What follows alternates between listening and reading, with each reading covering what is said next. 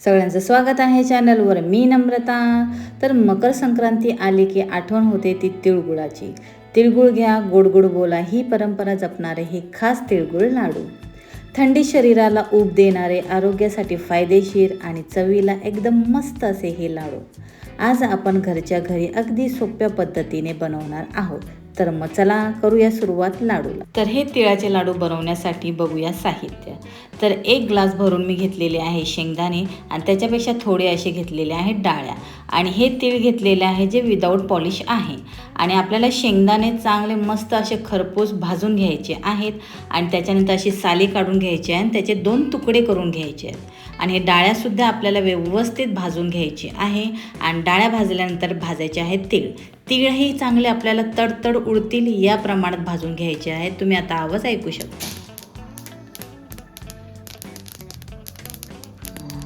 तर मस्त असे आपले तीळ भाजून झालेले आहेत.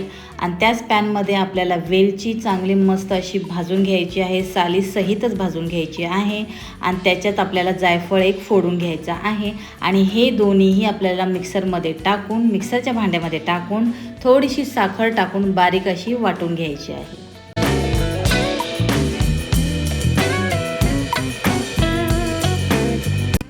आता आपल्याला गॅसवर घ्यायचं आहे टोप. मोठा टोप घ्यायचा म्हणजे आपल्याला प्रॉपर हलवता येईल.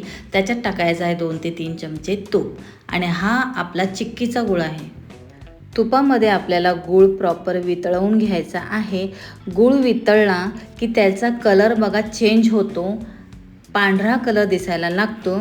त्या मोमेंटला आपल्याला टाकायचे आहे तीळ. म्हणजे जे तीळ आपण भाजून ठेवलेले आहे ते तीळ, शेंगदाणे आणि डाळ्या याच्यात टाकून घ्यायचं आहे. आणि पटकन यानंतर तुम्हाला प्रोसेस करायची आहे, कारण गूळ आकसतो आणि कडक होण्याची शक्यता असते. त्यामुळं तुम्हाला हे पटकन प्रोसेस करायची असते. याच मोमेंटला तुम्हाला इलायची आणि जायफळची पूडसुद्धा टाकायची आहे.